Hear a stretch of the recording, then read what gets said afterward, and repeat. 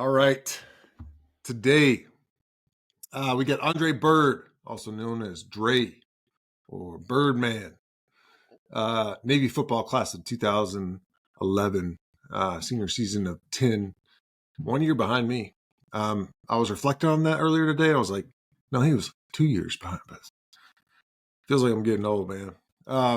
ABAC, currently a naval officer stationed in Naval Station Norfolk in Newport News, Virginia.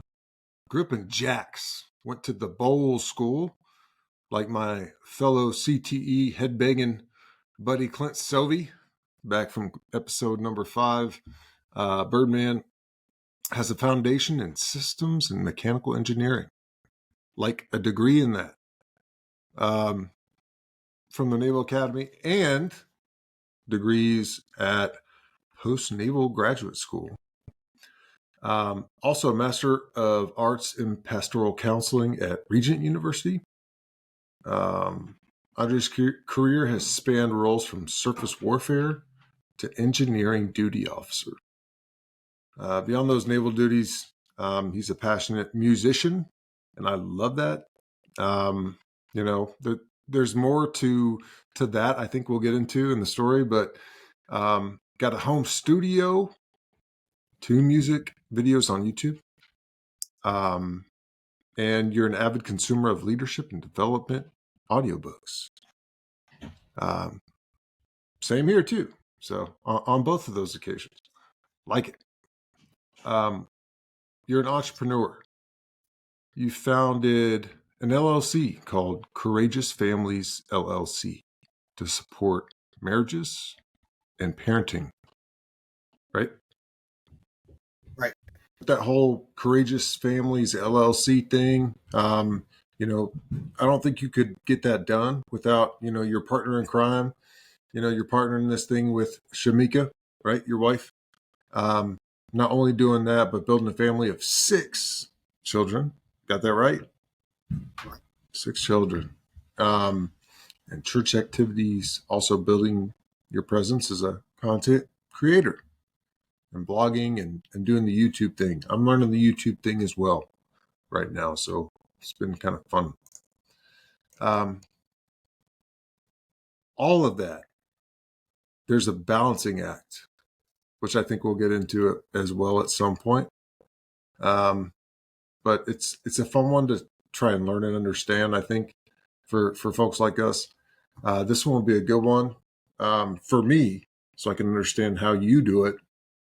So thank you for getting on today. Thanks for having me. Dude, it's going to be good. Some memories. So I got this group text from my class. We always, post belligerent stuff on there or informing stuff. And, but I was like, hey guys, I'm getting Andre Byrd on. And, a lot of them were like, guy was quiet, pretty reserved. But the guy was solid and, dependable, that he was always observing. Actually, every now and then I get on a phone call with Austin Milkey, episode number 2 guy, about whatever. And I was talking to him on the way home today. He repeated the exact same things as, I remember him, being quiet, but a solid dude, and looking forward to the episode. So. Another guy, a guy that you were kind of closer to, I think, during that time at Navy was Travis Bush, right? He said, when I think about Andre Byrd, one of the first words that come to mind is vulnerability. He was probably the first person that I was close to that was able to see true vulnerability from him. He was afraid to share his story from the past, where he was and where he wanted to be. As a 19 and 20-year-old, trying to figure out myself, that was very encouraging for me to see. I have a really good appreciation for the relationship that we were able to build, which basically started from me and Gigi going to church with him on Sundays during our first 2 years at the academy. And during that time, I was, trying to figure myself out. He was one of the key people who helped me get closer to Christ, and I'll always remember him for that. He never let any differences get in the way of building and having relationships with anybody. He's the type of person that's, going to ask a lot of questions because he really cares and wants to know people's story. But he'd also, call you out if you're BSing him. And I love that, me personally. So that's good. Last thing that, Trevez said was, I've never told him of my appreciation, but I just wanted to end by saying thank you, Byrd, for our friendship and always being authentically you. So. Oh, I appreciate that from Trevez. He's just a solid dude. Him and Gigi, both South Carolina boys, very talented on the field and just solid dudes off the field. We all got baptized together actually in the church back when I was we were at the academy together. So that was an experience that we shared together. And wow. I haven't been able to really keep in contact with him since I graduated, but he's just a really solid dude. So I appreciate those words from him. Awesome. Well, man, this is where I turn over to you to tell your story. I'm super pumped. I like the music. I like the creator. I like the YouTube because I'm just trying to dabble into that. So, yeah, tell us your story and take as far back as you want to go. Okay. All right. Well, appreciate that. I guess I'll start real quickly. Born in Jacksonville, Florida. Me and my wife were actually from the same area. So born in Jacksonville, Florida. I started playing football at around 7 years old. I was always small, but always quick. As soon as I hit the football field, I was, I guess, an instant star. My parents played sports. My dad played basketball at Howard University. So that sports ran in our family. Met my wife to be in middle school, playing track together, running track together. She's quick. She's fast. I'm quick and I'm fast, and our children are, I expect them to be pretty quick and fast as well. So, and that's what we've seen so far. Fast forward to high school, and let's say fast forward to junior year. Like you were saying earlier, I went to the Bowl School, very prestigious school in Jacksonville, Florida, when it comes to football specifically. And a couple state championships, right? And right, I mean. Yeah, like we won a couple. I'm not from Florida, so that's why I asked. Like a lot of people that listen to this, they're not from Florida.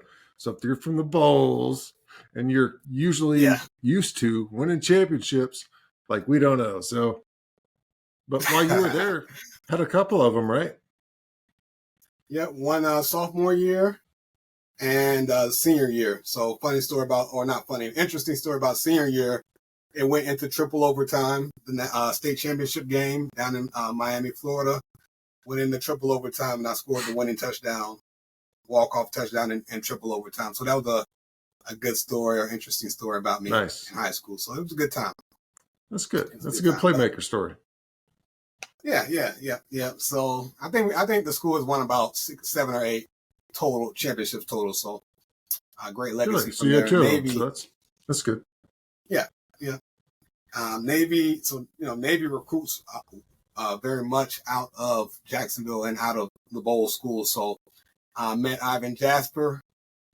He came down and recruited me back in junior year, and at that time I didn't know anything about Navy or the military at all. So when he came down junior year, asking if I was interested, I said no, I'm not really interested.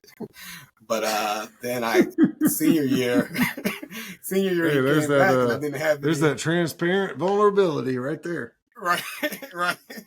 I was like, I don't know what this is or what Navy is. I'm not really interested. But then senior year came, and I only had one other offer or really one other school interested, and that was Bucknell.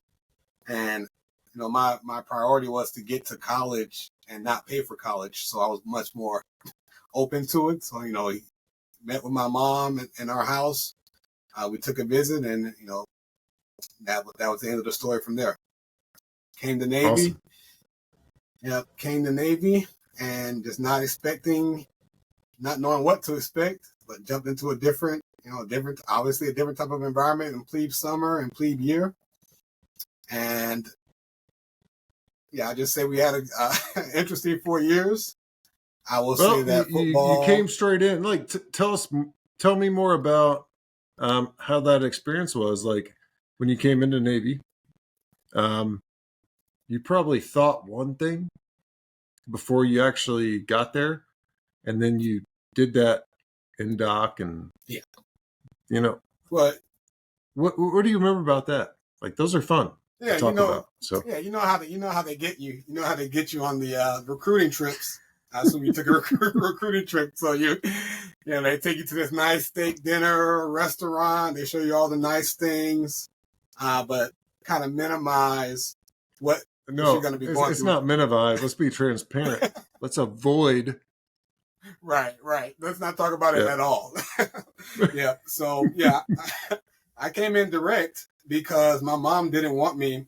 Coach Jasper wanted me to go to NAPS, but my mom was like, he's not spending more time in college than he needs to.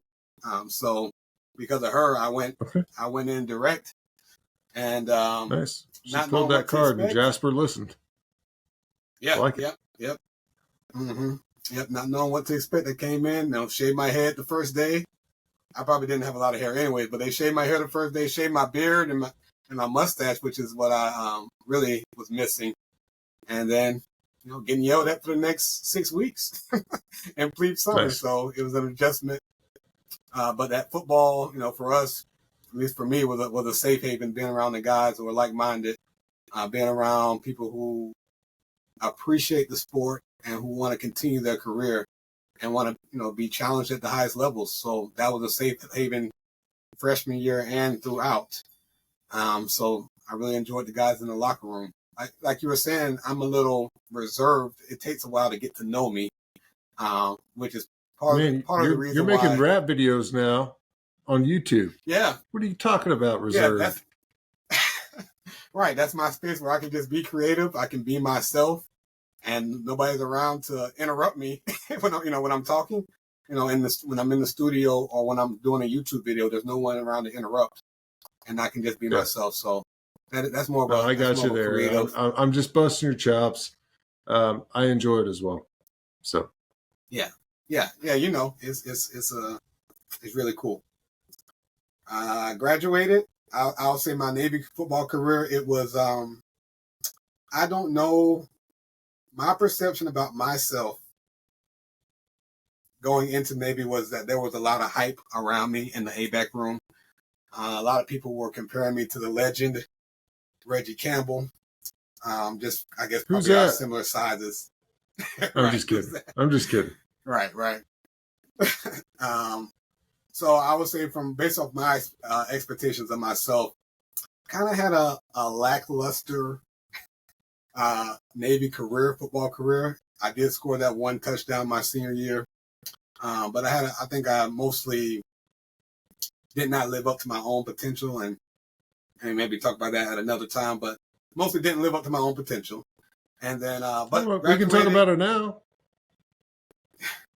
We can go into that now. Yeah. I mean, I haven't processed it yet, but let me just say a couple things about it. I got you.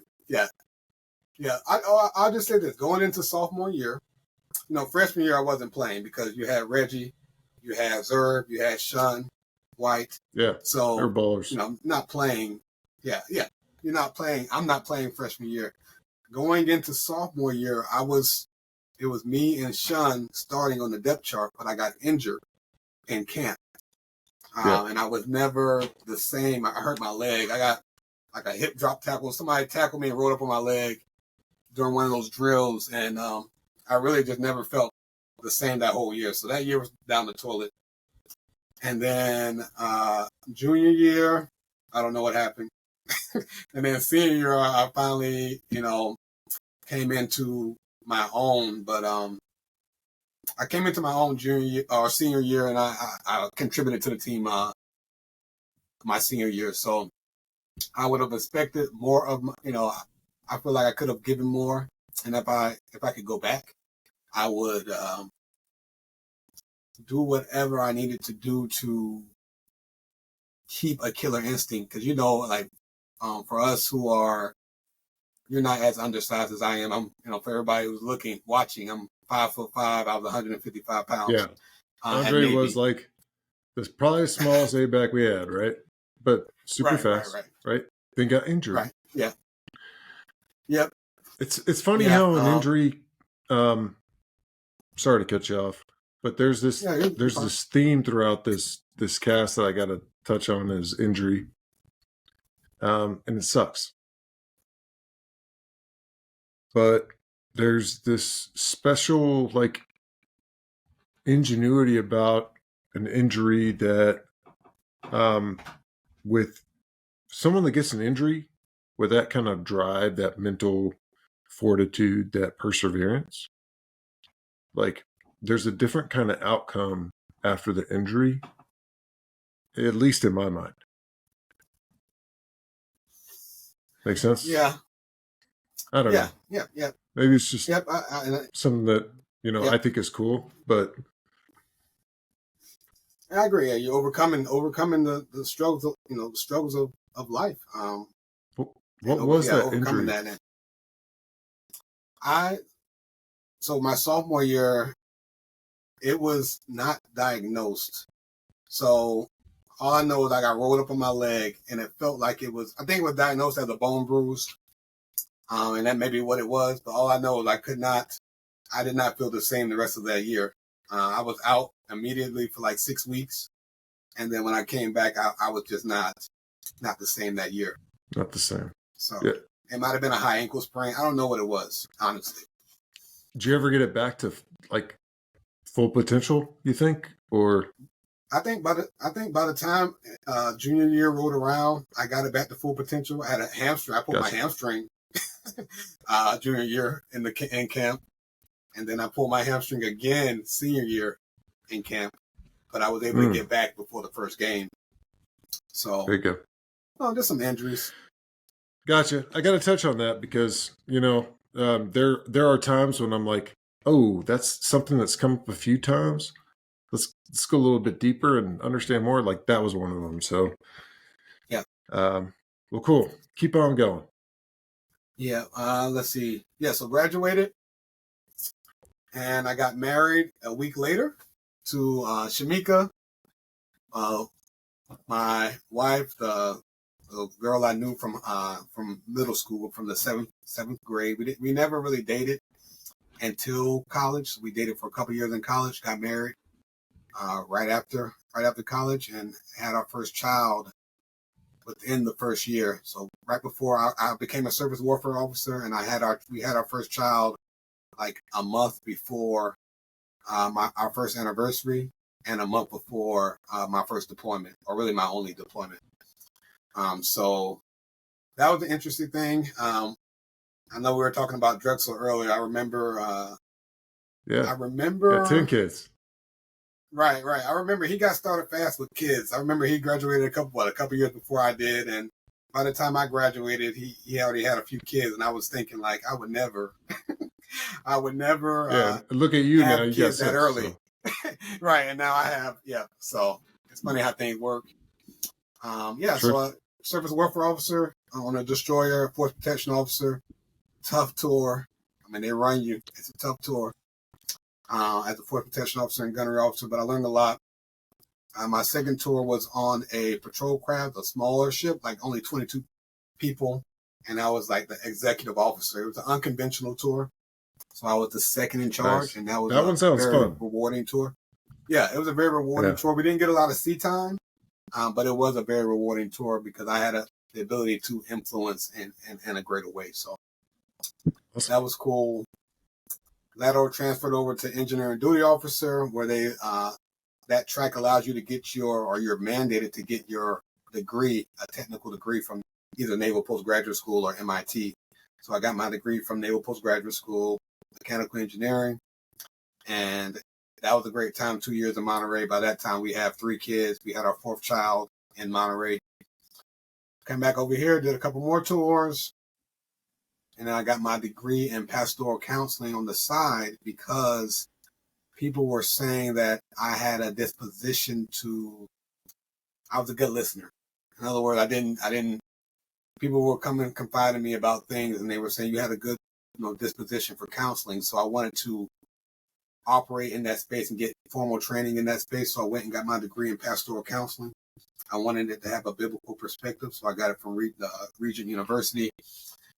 And then from that, I was exposed to people who were doing a lot of great things at the same time. I was exposed to professors who was a teacher and a pastor and like a coach, and a public speaker, and had all these different jobs, and I had a family. So I was exposed to some people to open up my mind to the possibilities of what can be done in the limits of what is possible. So after I graduated, I was like, I want to put my degree to work. And so I went and started my company, Courageous Families LLC. Like you were saying, supporting marriages and supporting parents, because I feel like I'm looking at society, I'm looking at my neighborhood, and I feel like it's very needed. Parents, marriages, and families need that support, and I want to be able to help people in that way. So I started that. That was only 6 months ago. So I'm still working through it, and as I'm going through it, I realized as soon as I started that, as soon as I did my LLC, my mindset switched. Now I'm switching to the mindset of an entrepreneur. And then I started to see the possibilities of, hey, I not only love marriages and family, but I also am very passionate about leadership. I like talking about leadership, and I like reading about leadership. So let me start a YouTube channel, or find a way to get my voice out where I can start to impact from the leadership perspective. So that's why I started my YouTube channel, and really kind of. What kind of audiobooks are you listening to? What's on your podcast list? What are you listening to? Yeah, so I listen to a lot of audio. I have a 45-minute commute to and from work, so I just utilize that time to listen to audiobooks. I do the same thing. Yep. Mm-hmm. And so what I've been listening to lately are a lot of books from John Maxwell. So he has a book called The 21 Irrefutable Laws of Leadership, where he talks about these 21 areas where a leader needs to be great at these 21 areas to be the most effective leader. And he says, like, every leader can't be great in all 21 areas, but that's where you find people who help you in your organization to supplement what you are lacking in certain areas. Yeah. 7 Habits of Highly Effective People by Steve Covey. That might be something that a lot of people know as an amazing book. The 4-Hour Work Week by Tim Ferriss is one for like the entrepreneur mindset, or somebody who wants to break out of corporate America and to start their own business, and to start their own business. That's a great one that has been in my mind. And I'll say the Atomic Habits by James Clear. That's a great one, and he breaks down like the 4 laws of behavior change, and like what you need to do to institute a habit in your life that's going to serve you. So I've learned a lot from those guys, and those are the kind of the 4 books that are on the top of my mind right now. Gotcha. Cool. I had to ask. So yeah, awesome. Keep going. Let's see what else. Starting, the first 6 months of my LLC. Let me get back to, I'll just go that first 6 months of my LLC. So basically my goal is, in my Navy career, I'm still in the Navy. My goal is to probably finish out my career in the Navy. There are some days where I'm like, I'm in the middle management area now. I'm a lieutenant commander, where there are some days where I see like the higher ups and I see the leadership direction, of what is going on. And I do get a little disillusioned with how do I really make an impact when I see that there's a lot of bureaucracy and a lot of Dude, we could there's do a not a total unity of podcast on direction. that, just you and me. Yeah. So Yeah. I hear you. So it's all good. Yeah. So there are all those days where I get that, but I think I'm 12 in.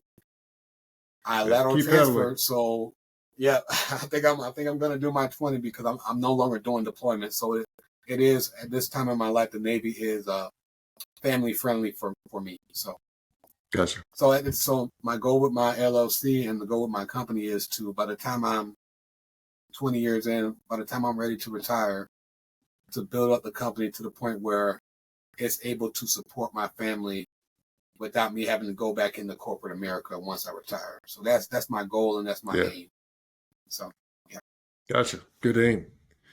Well, man, that's the entire story. You don't have anything else you want to share? Let me. There's some things I can share. So if you mentioned the music videos, or you mentioned music, so I got into rapping. I've always enjoyed rap and hip hop, but in 2020, when everybody went home and teleworked, I did the same thing, and I finally found myself with more time. I found myself with more time, so the idea came into my head I told my wife, hey, there was an unfinished part of the attic, and I got a vision in my head for what I wanted to do, so I turned that into a music studio. So me and my family worked together to, I had never done anything like this, but laying down the floors, laying, the drywall and all this stuff. And, because I never did it before, there was a lot of rework, but it was a great project that we did together as a family. My wife was 6 months pregnant at the time, and she was over there painting with me. So it looks good. I like the guitar. So you play the guitar? No, my wife has a guitar that she does, hasn't played that much, but yeah, she has that guitar. And my son also has a guitar as well. So dude, like at some point, maybe we do a collab on a music video. I'm not joking. I like music too. So and I can play. I can't sing. If it wasn't for that, I would make a music video, but really cool. Yeah. So no, I don't have that studio anymore because we moved that next year. So I left my studio.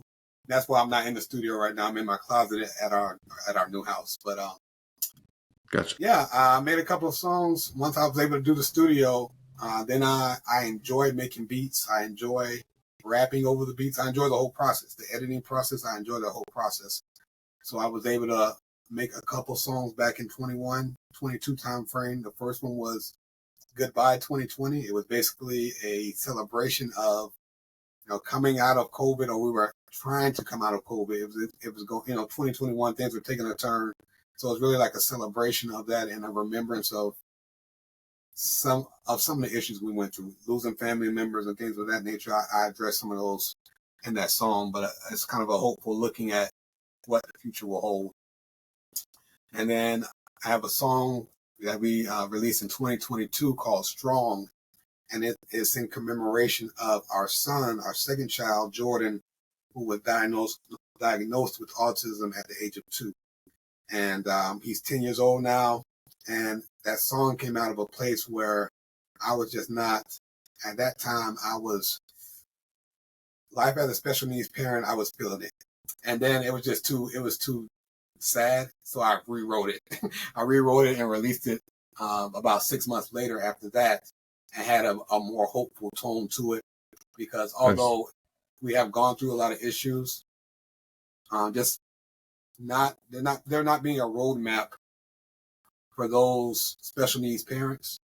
Yeah. And trying to find the support here, trying to do the get to all the therapies and trying to figure out why this even happened in the first place. Although we went through all that, like we've gotten through most of that, and he's happy now. He was happy throughout the whole time. Actually, he's a happy child. He's a healthy child. We love him. I watched that video today, and it was pretty awesome. I got some goosebumps when I was watching it. Yeah. When you're going through that and you're thinking about what could cause this, any findings with that, or is it just kind of like, just happens? Freak chance. And he was diagnosed with intellectual disability at the time. They said he's diagnosed with intellectual disability, and he will develop autism in time. So Gotcha. we spent the next year or so or two going into those rabbit holes of what could it be? Is it, Yeah. whatever Yeah, go ahead. I was just going to say, one of my key takeaways from life so far in my path is don't let words define meaning, right? I'm interested in that just because out of personal curiosity, but man, there's so many other people in the world dealing with the same stuff, and I can't even relate to it. But from when I watched that video, I was thinking, all right, Andre's on the right path. Like, he's doing good things. He's focused on the right stuff. So it was encouraging to me.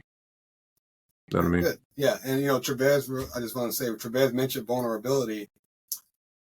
I wrote that song out of a state of vulnerability. I wanted to be vulnerable for those who are going through who are going and have experienced some of the same situations that I have experienced, me and my family have experienced. Because one of the things the doctor said was 90%, 9 out of 10 marriages fail when they realize they have a special needs child. So it can be taxing. It can be taxing, and I wanted to make a space where I can be vulnerable, and hopefully it will allow other people to be vulnerable as well with what they're going through. And then hopefully for people who don't have that situation but know people who have that situation, that they could provide a safe space for somebody to be just honest and real about what they're going through and not have to put on like that fake face. So yeah. No doubt. It's awesome. Well, cool. You have another son that wrote his own book, right? Yep. Tell us more about that, because yes, it's on Amazon, right? It is. Yes. So my son, our oldest, our oldest is 11 years old. Our youngest is 1 year old.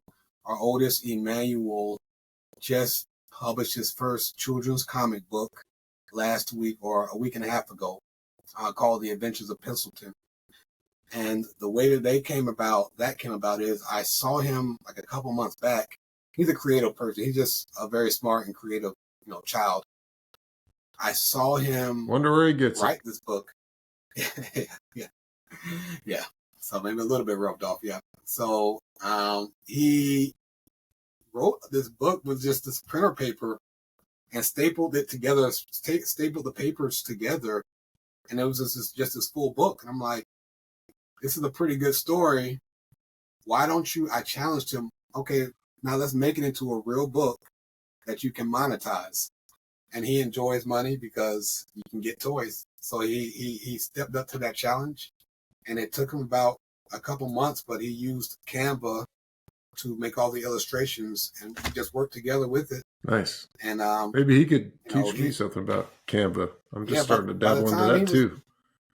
Yeah, by the time he was done with Canva, because he didn't know he had no prior experience with Canva, but that just shows you what anybody is able to do when they have that motivation and they have that practice. Like, he's like an expert in Canva now. And what I learned from that was, like, I think for my kids, I know, and probably kids in general, we underestimate what they can do. Like, we underestimate the things that they can accomplish. And I just want to be able to, for him, I want to be able to show him, hey, like, you don't have to wait until you're 18, 19, 20 to get your ideas and your thoughts out there and to monetize it or to be a business person. Like, you don't have to wait. You can do it right now. So yeah, don't ask for permission, ask for forgiveness. Right. I like it. Right. Good stuff. So you've got 7 years left in the Navy. Yep. What keeps you in? What keeps you there? Why have you ever had that itch to jump over and the civilian world? Like, tell us more about that. Yeah. Back a couple years back, I will say this. I'm thankful that out of the academy, I was able to service select as a lateral transfer to an engineering duty officer. If I had stayed SWO, it would not have been compatible with my family life, and I would have gotten out. But because my path was do my 2 SWO tours and then lateral transfer over, it helped me to have that compatibility between work and family life. But there was a couple times. One time, a few years back, I was kind of considering it. This was probably, I had about 8 years in. And I was considering it. I started my LinkedIn up account, and I was really considering it, but I decided to stay in. One, because the Navy has been good to me in regards to the benefits, like the GI Bill benefits. I've been able to transfer those benefits to my family, and I've been able to get master's degrees and stuff like that. So the benefits is one. Secondly, it's also, in a way, it's the mission as well. On a smaller scale, it's the mission. It's being able to impact on my scale the mission of getting the ships out. Like I'm an engineering duty officer. We fix ships at my current command. We fix ships. So I see the ships that we're working on, and I see them out in the fight, out in the Red Sea, out in the Eastern Mediterranean, out doing the mission of our nation's tasking. And that it's rewarding to be able to see your work translate into the ships operating effectively in the world's greatest navy. So there is a reward in that as well. So yeah, man, I would say those are the reasons. I need to introduce you to a guy I just had on here, one of the latest episodes, Jake Lunday, that I worked with in the civilian side in manufacturing. He's an engineering duty officer in the Navy Reserve. Okay. I'm telling you, it'll be a good connect. All right, great. Sounds good.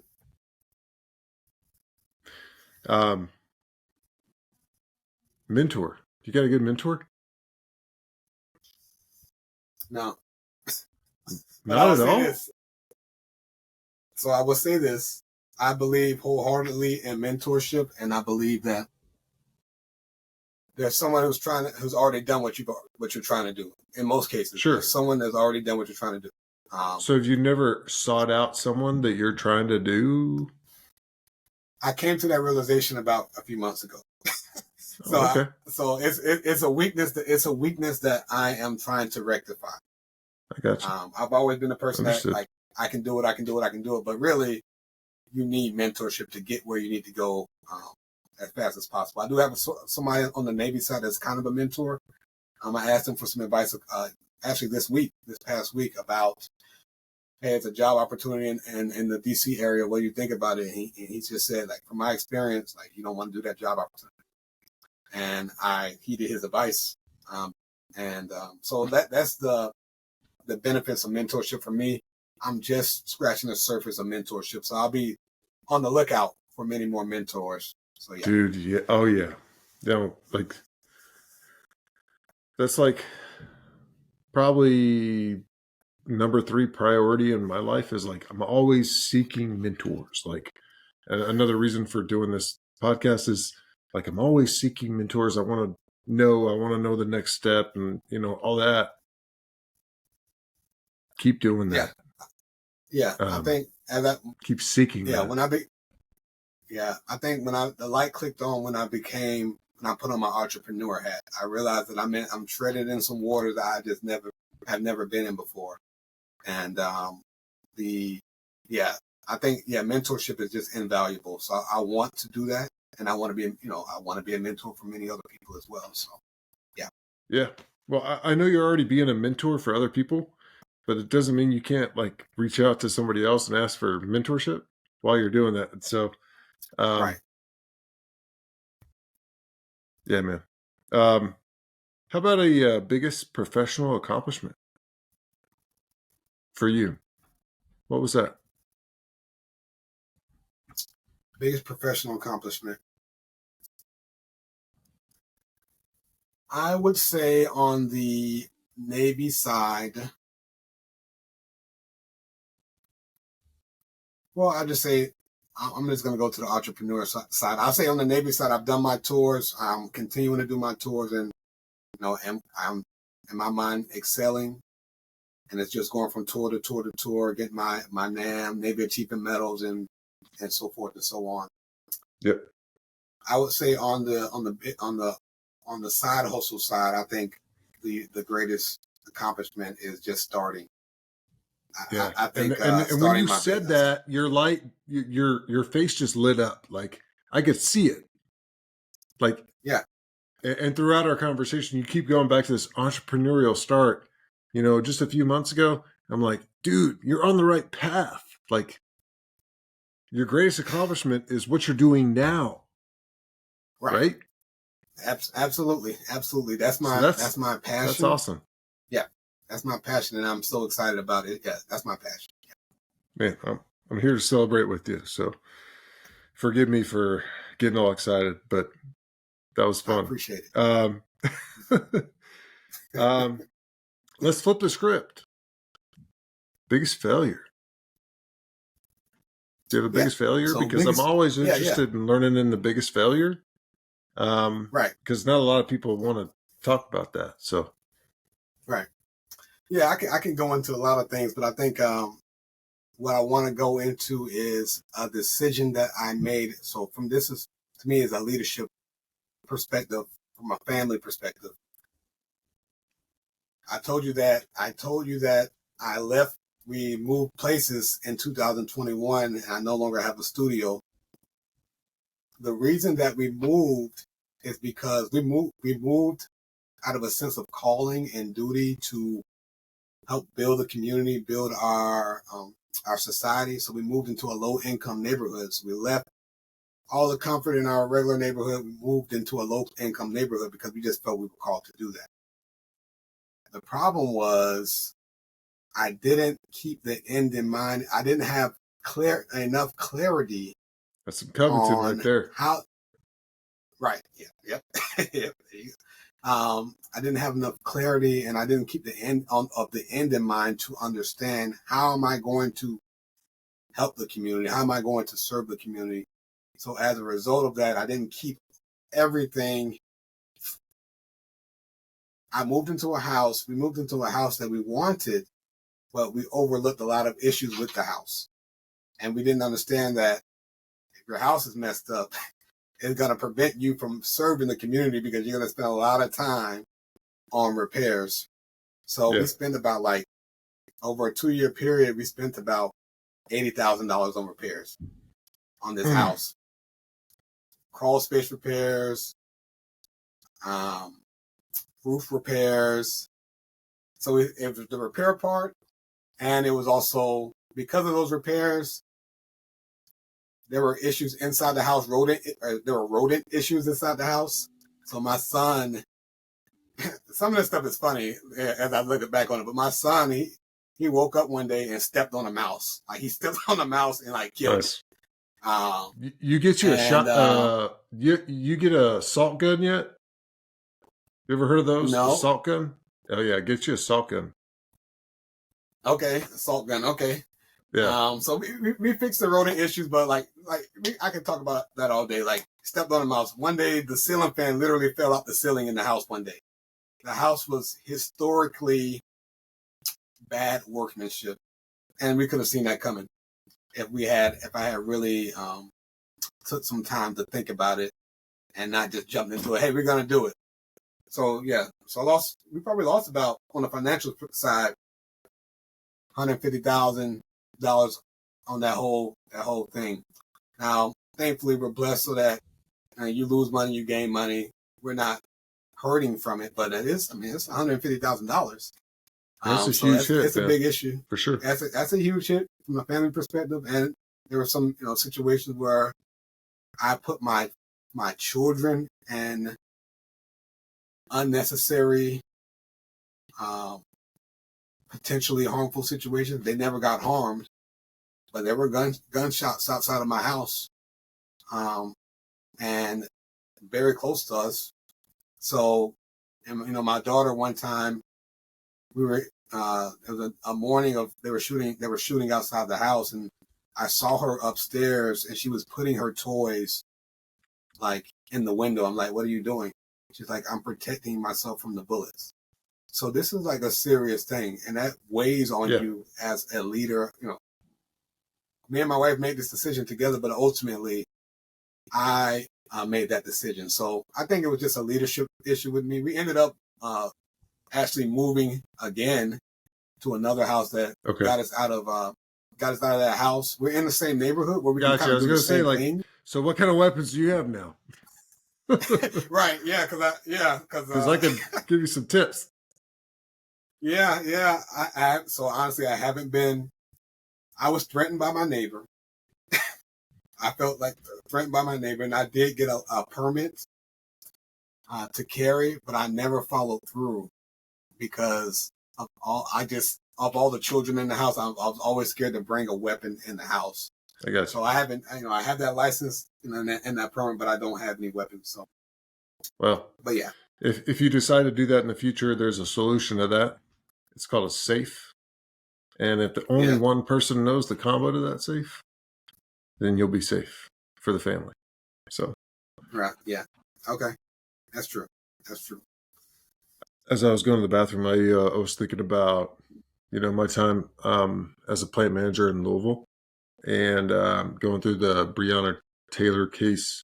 And I had a lot of shootings going on with my employee base. I actually had one of my best guys, like one of my best leads.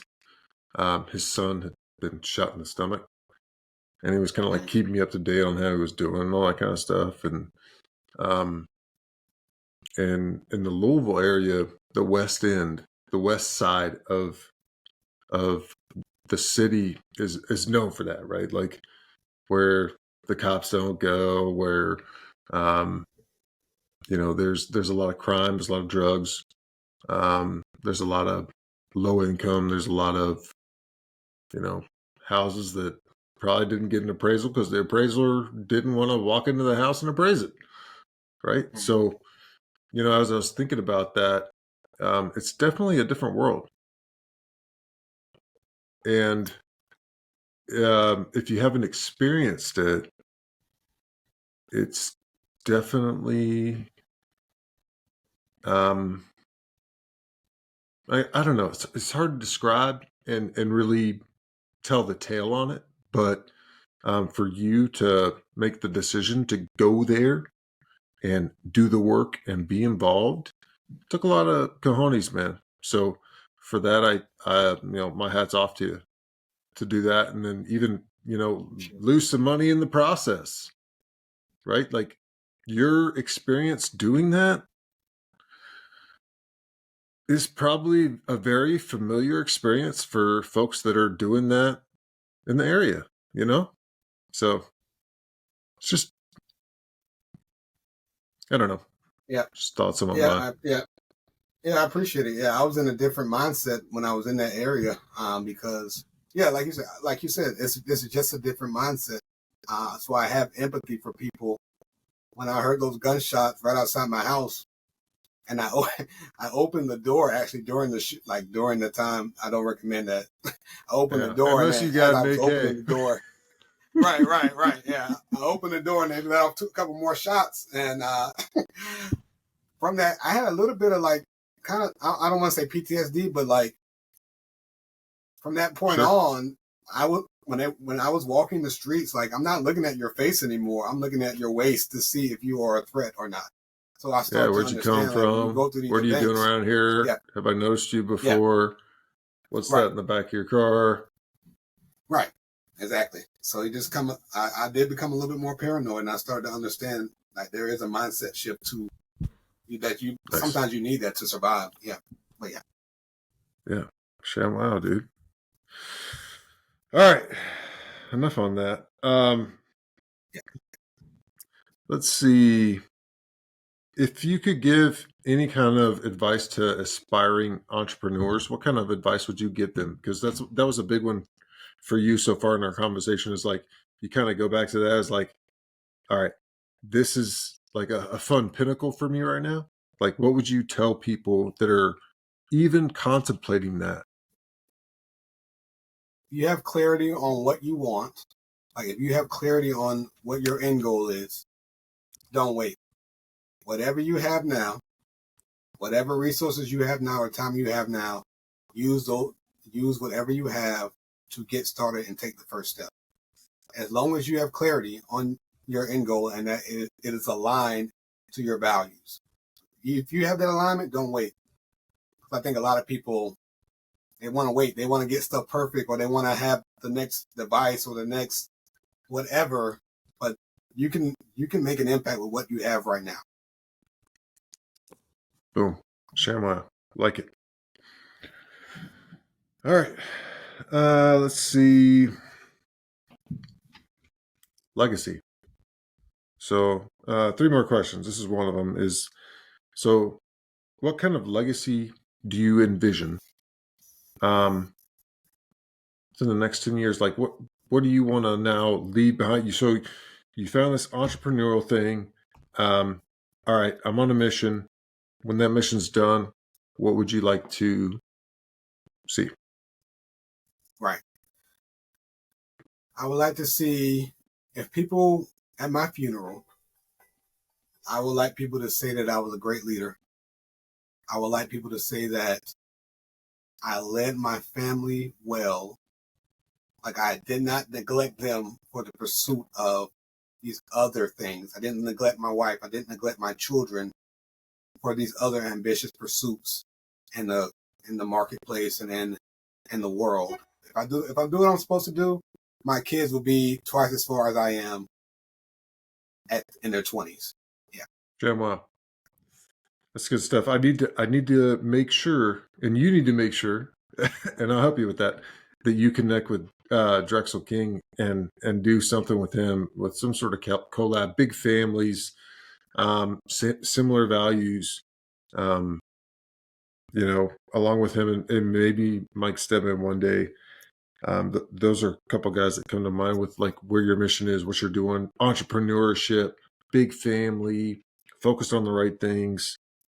Second to last question, what's your biggest struggle today? Something you're working through, maybe an opportunity, not a struggle. Consistency in the things that matter. So okay. Family, my health, my faith, and my business are things that, and my side business are the things that I'm in for the long haul. And the issue is with, like you said, with 6 children, big family, a lot of stuff just comes up in the day to day. But I want to make sure that I'm intentional with pouring into my family, pouring into my business, pouring into my faith, and pouring into my health consistently over the long run. So just putting those processes in place, setting those boundaries, putting processes in place so that I am making actionable steps every day and every week towards those things. I got you. There's a lot of folks that when I get on here, they see similar things, and dude, I'm in the same boat with making sure that I got all the principles of the values covered, right? Versus the other things. And one thing that just really pisses me off, and I'm sorry, I'm going to vent here a little bit, okay, is how so many companies and so many services and so many customer service outlets have now turned over the customer service onto the individual. Therefore, you lose all this time, versus 10 years ago. 10 years ago, you didn't have to worry about it. And then now you have to worry about all these types of, well, did you call the 800 number? Okay, I got an automator. Okay, the automator took me to this number. And then now I have to waste all this time with this. So it's like, what the heck? I think there's a piece of that there. I know there is, obviously. Like, I would pay more to talk to a human, right, versus going through the whole thing. So, just a little venting, but, man, stay the course. You're on the right track. I like what you're doing. Looking at your YouTube and stuff, it was really fun. Obviously, like, I like the music. I like the creating and all that kind of stuff. So I'm on the same wavelength. But I just wanted to get that out there. I hear you. There's a reason I go to Chick-fil-A and not other restaurants. Yeah, the service and matters. Yeah. Hey, Awesome Nookie, Chick-fil-A, episode number 2. Okay. Well, he runs a Chick-fil-A in Louisiana. So, oh, really? Nice. Yeah. Okay. Yeah, that's what he's doing nowadays. I think y'all were in the same huddle at one point in your careers. Yep. Right? Mm-hmm. Yeah. Good stuff. Yep. Last question. What's your price of admission? Yep. We already touched on it a little bit earlier, but I'm going to say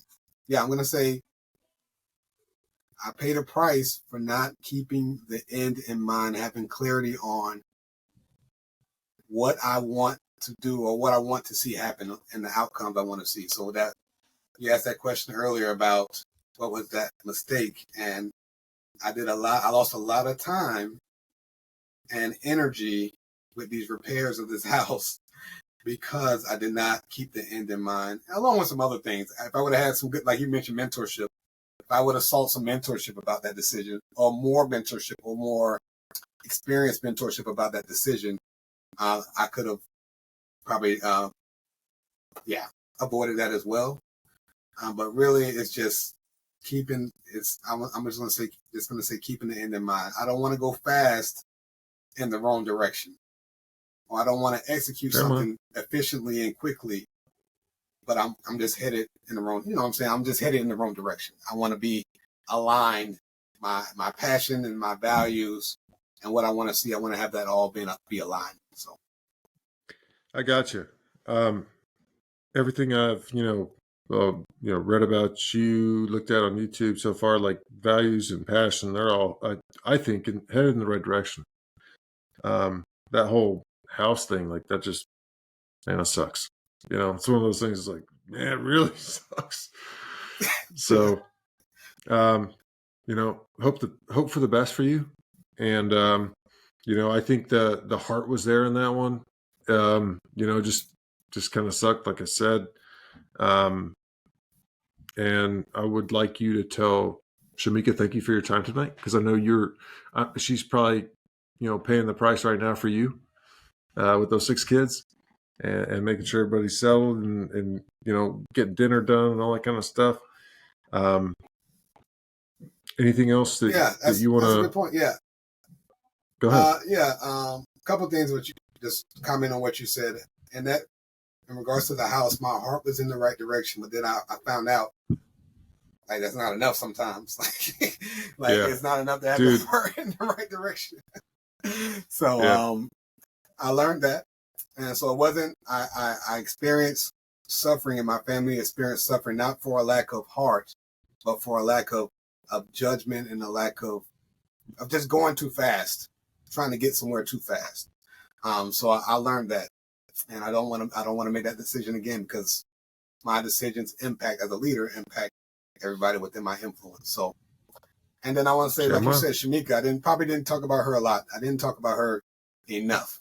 She is, like you said, my partner. That music video, Strong. Yeah. She is on the chorus. She sings the chorus. Yes, she can. She can sing. Yeah. Thank you. I let her know that you said that. Oh, she'll watch the video too if this makes the cut. But yeah.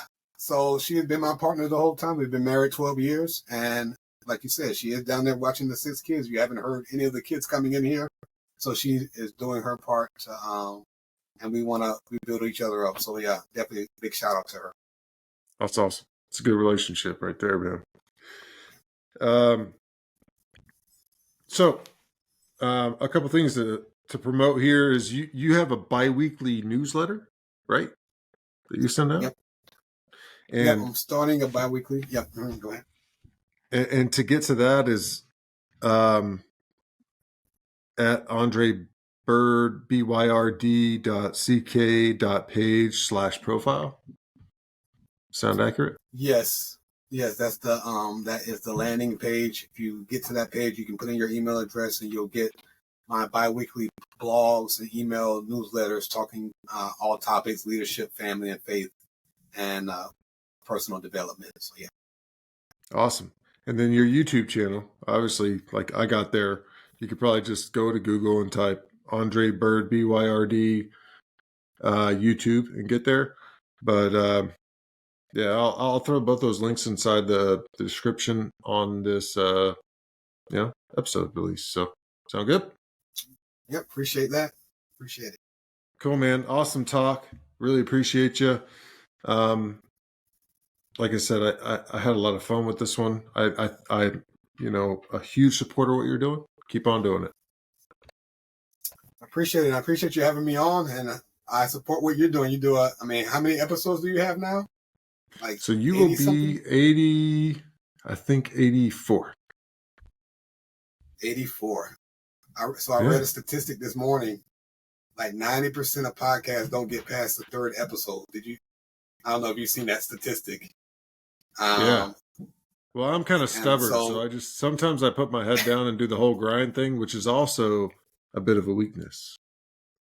But got lucky a little bit. Yeah, that's just something I as a fellow creator and YouTuber, that's something I aspire to do. That consistency, that's really cool to see, and I look forward to all your videos in the future. So definitely appreciate you. Man, good time. Stay the course.